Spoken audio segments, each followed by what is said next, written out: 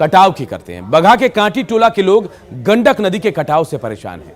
यहां के ग्रामीणों को 10 साल में चौथी बार बाढ़ की वजह से विस्थापित होना पड़ा। गंडक नदी के जलस्तर में उफान और धारा बदलने की वजह से कांटी टोला में कटाव होते रहा। अब गांव का अस्तित्व खत्म होने के कगार पर पहुंच गया है। गांव से गंडक नदी की दूरी 1 किलोमीटर थी, लेकिन कटाव की वजह से दूरी खत्म हो गई है। कांटी टोला का जायजा लिया हमारे सहयोगी मुन्ना राज ने। तिनका जोड़कर सपनों के आशियाना बनाकर उसमें आराम से रहने की हसरत बगहा के कांटी टोला के लोगों की जिंदगी में शायद नहीं है। हम तस्वीरें दिखा रहे हैं आपको। ये बगहा का गंडक नदी है और हम पहुंचे हैं अभी कांटी टोला में। इस गांव की बदहाली की तस्वीर यह है कि यह चौथी बार गंडक नदी के कटाव और बाढ़ के कारण विस्थापित हुआ है। यह गांव पिछले 10 वर्षों में 4 बार विस्थापन की मार झेल रहा है और इस बार के बाढ़ और कटाव ने इस पूरे गांव को बर्बाद कर दिया है। कैसे क्या हो गया? ये रात में आया इधर से बाढ़ बहुत जबरदस्त और पूरा कटाव यहाँ से 14-15 घर गिर गया पानी में और वो दह गया, कुछ भी सामान उसमें से नहीं निकला। यहाँ कोई जो कट गया घर वो पल्ली उल्ली तान कर रोड पर रह रहे हैं। अभी तक मतलब कोई व्यवस्था नहीं है, बस यहाँ चिवड़ा मीठा भर मिला है। यह तस्वीर मानो ऐसी है कि शायद गंडक नदी इन गांव का पीछा कर रही है। सरकारी स्तर पर मुलाजिमों ने इस गांव का निरीक्षण तो जरूर किया है और लोगों को आश्वासन भी दिया है। अब देखना होगा कि कांटी टोला चौथी बार विस्थापन की मार झेल रहा है तो क्या इनके ग्रामीणों को स्थायी निदान मिल पाएगा या फिर ऐसे ही एक बार भटकने की मजबूरी होगी। मुन्ना राज, न्यूज़ 18, कांटी टोला, पिपरासी। और आइए अब आपको दिखाते हैं बिहार का पहला ऐसा फुट ओवर ब्रिज जिसमें लिफ्ट भी लगा है। पटना के अटल पथ पर यह ब्रिज बनकर तैयार है और इसका उद्घाटन आज पथ निर्माण मंत्री नितिन नवीन करेंगे। फर्राटे भरते गाड़ियों के बीच एक तरफ से दूसरी ओर जाने के लिए 3 करोड़ 44 लाख की लागत से फुट ओवर ब्रिज बनाया गया है। और बड़ी बात यह है कि वैसे लोग जो दिव्यांग है या फिर बुजुर्ग हैं उनके लिए ब्रिज के दोनों ओर लिफ्ट की व्यवस्था की गई है ताकि वो इधर से उधर जा सके। ब्रिज की खासियत बता रहे हैं हमारे सहयोगी रवेश नारायण। अटल पथ पर बने इस फुट ओवर ब्रिज की जो खासियत है वो हम आपको दिखा रहे हैं कि किस ढंग से यहाँ लोगों के चलने के लिए बेहतर व्यवस्थाएं की गई हैं। वैसे ही अगर विकलांग हो या बुजुर्ग हो तो उसके लिए यहाँ पे लिफ्ट की व्यवस्था की गई है। और ज़रा देखिए कि यहाँ से अगर आप आते हैं तो आपके लिए जो लिफ्ट है वो लगी होगी और जहाँ से अगर आप किसी भी ढंग से अगर बुजुर्ग हों और चलने में असमर्थ हों तो यहाँ पे आप जा सकते हैं। और ये लिफ्ट सबसे बेहतर व्यवस्था इस फुट ओवर ब्रिज की आप कह सकते हैं, क्योंकि देखिए जिस ढंग से इसकी बनावट है वो भी काफ़ी खासियत भरा है और बेहतर कही जा सकती है। और ऐसे एक नहीं बल्कि 4 फुट ओवर ब्रिज जो है वो यहाँ पे बनाए जा रहे हैं और हम आपको दिखाते हैं चल करके कि कैसे ये काम करता है।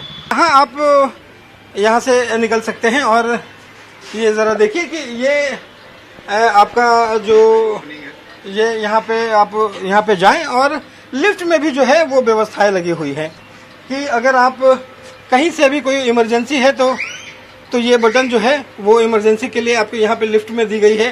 अगर कोई कॉल करना चाहे तो कॉल करने के लिए है। और ये फ़ैन है और तमाम जो है ये पूरे ये कह सके ओवरब्रिज पे सड़क पे पहले से जो सीसीटीवी फुटेज जो लगी हुई है अटल पथ पे वो तो है ही। तो वो कह सकते हैं कि एक अच्छी व्यवस्था जो है वो पथ निर्माण विभाग के तरफ से यहाँ पे की गई है।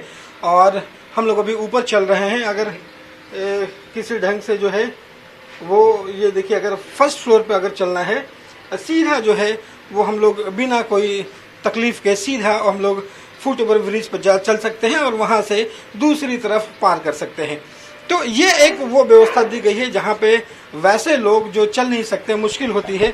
ये ज़रा देखिए कि यहाँ पे हम लोग सीधा फुट ओवर ब्रिज के पास ऊपर पहुँचे हैं और यहाँ से आप देख सकते हैं कि ये अटल पथ जो 6 लेन है यहाँ पे एक बेहतर सुविधा कही जा सकती है। तो कुल मिलाकर के अगर कहें तो ये फुट ओवर ब्रिज जो है वो पटना वासियों के लिए सबसे बड़ा तोहफा साबित होगा। कैमरा पर्सन अजय दुबे के साथ रवेश नारायण, न्यूज़ 18 पटना। गोपालगंज के फुलवरिया प्रखंड के इमलिया गांव के रहने वाले राम सागर यादव ने स्टेट बैंक से मैनेजर की नौकरी छोड़ आत्मनिर्भर भारत अभियान का हिस्सा वो बन गए। उन्होंने कुश ग्राम खादी ग्राम उद्योग संस्थान की स्थापना की और लोगों को रोजगार देने का काम शुरू किया। देखिए हमारे सहयोगी मुकेश कुमार की रिपोर्ट। पीएम मोदी अक्सर आत्मनिर्भर भारत की बात करते हैं और खादी की बात करते हैं, और हम आपको आज आए हैं फुलवरिया प्रखंड के इमलिया माझा में और देखेंगे यहाँ पर कि कुश ग्राम खादी ग्राम उद्योग संस्थान जो है पीएम मोदी के इन सपनों को कैसे साकार कर रहा है। और यहाँ पर हम आपको दिखाएंगे कि कैसे यहाँ पर जब कोविड को लेकर जब लोग बेरोजगारी की बात करते हैं तब यहाँ पर कुछ महिलाएं हैं, जो व्यक्ति हैं, वो लोग लगातार रोजगार को सृजन दे रहे हैं, रोजगार का अवसर पैदा कर रहे हैं। और यहाँ पर जो है खादी का जो कपड़े हैं, कपड़े कैसी मेकिंग होती है वो हम दिखा रहे हैं। और हम बात करेंगे आपको स्टेट बैंक के एक ऐसे व्यक्ति का जो मैनेजर के पद का नौकरी छोड़कर और वो यहाँ पर उन्होंने खुद की अपनी कंपनी खड़ा कर ली। आज इस कंपनी से करोड़ों का व्यवसाय कर रहे हैं। आप देखें यहाँ पर कि कैसे यहाँ पर सूट कढ़ाई का काम चल रहा है। कई महिलाएं यहाँ पर लगातार काम कर रही हैं और यहाँ पर कैसे जो है जो कपड़े की मेकिंग है, हम आपको दिखाते हैं कि खादी जो संस्थान है उसमें सिर्फ कपड़े ही नहीं बनते बल्कि यहाँ पर कई ऐसे प्रोडक्ट हैं जो कि इस कुश ग्राम खादी उद्योग संस्थान से बनाया जाता है। देखें यहाँ पर कि यहाँ पर जो ये प्रोडक्ट है इसके, यहाँ पर हेयर ऑयल है, टूथपेस्ट है, सब कुछ इसी कंपनी का प्रोडक्शन है और इसी कंपनी द्वारा बनाया जाता है। और हम आपको मिलाएंगे ऐसे शख्सियत से जो स्टेट बैंक की नौकरी छोड़ करके और यहाँ पर लोगों को रोजगार दे रहे हैं। फिर बात करेंगे सर, आप कब से यहाँ पर जॉब छोड़ करके काम कर रहे हैं यहाँ पर, और इसका पर्पस क्या है?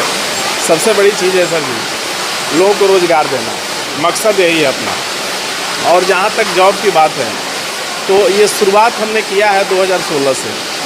2016 में हम लोग एक भेतिहरवा आश्रम है जहाँ गांधी जी आए थे और वो आए थे 1917 में, आज 100 साल पहले की बात है। वहाँ जाने के बाद एक मन परिवर्तित हो गया कि हमको खादी पे काम करनी